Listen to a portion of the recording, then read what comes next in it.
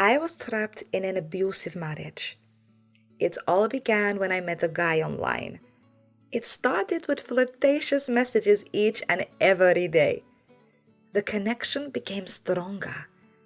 We eventually exchanged numbers and started FaceTiming each other. I would be lying if I said I wasn't falling in love with him. He made an impression on me, with lovely compliments and kind gestures. When I saw him for the first time, he was even more handsome than I expected. His physique? Wow! We expressed our desires to be together, but the problem was he was living in the UK. I wasn't searching for a long-distance relationship. I wanted someone local. There was a 10-year age difference between us. I was only 20 years old, but he wasn't put off by that. He was a property developer and he wanted me to come visit him in the UK. I told him that I couldn't because my family was depending on me. My mother wasn't well. And my papa, well, he was serving time in prison for the attempted murder of a judge's son, who tried to assault me at the age of 18. If it wasn't for me, my papa wouldn't be in jail. So I felt obligated to my family to put food on the table as the eldest. I studied law in school, and I was working as an apprentice for a small law firm.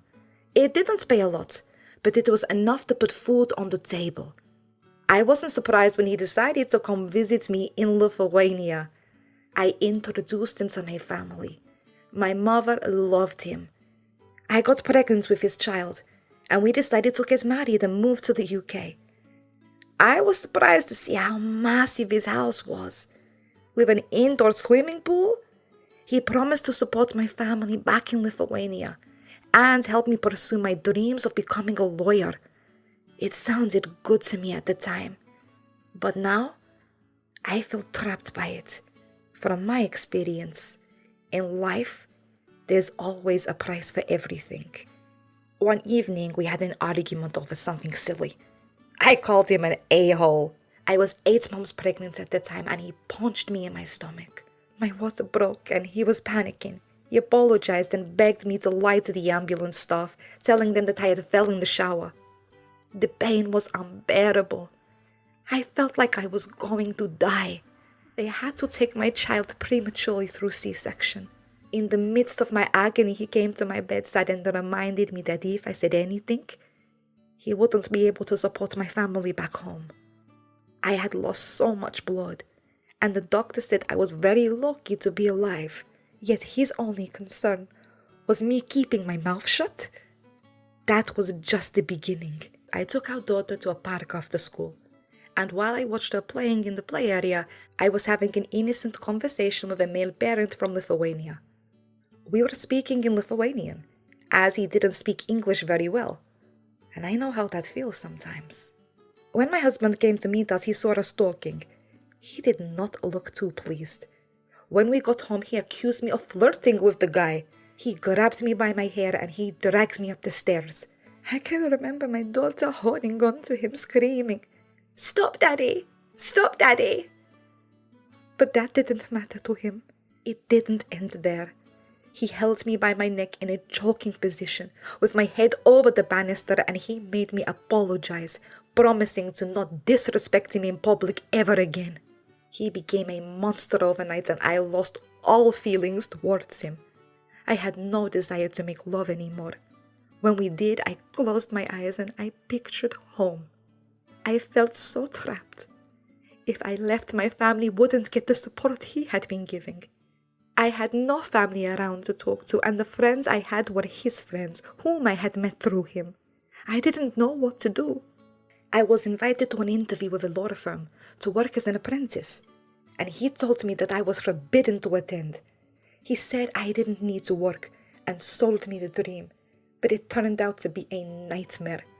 I defied his order, and I went to the interview, and I ended up getting the job.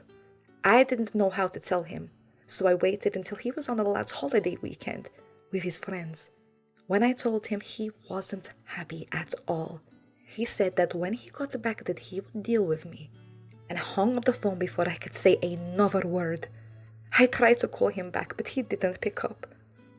For that weekend, I was so scared. My daughter saw me crying and said, "It's okay, Mummy. The monster's not here yet." That really touched me.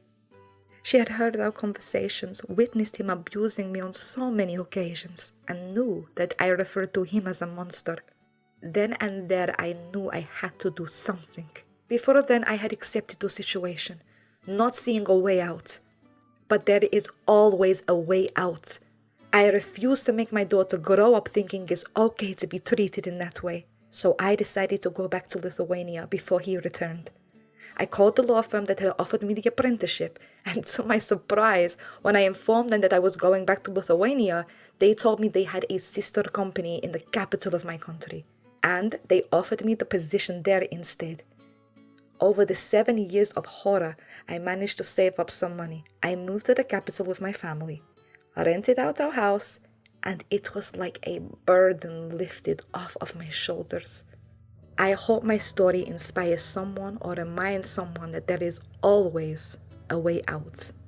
Thank you for listening. Don't forget to like, comment, share, and subscribe for more true life stories. It's free to subscribe.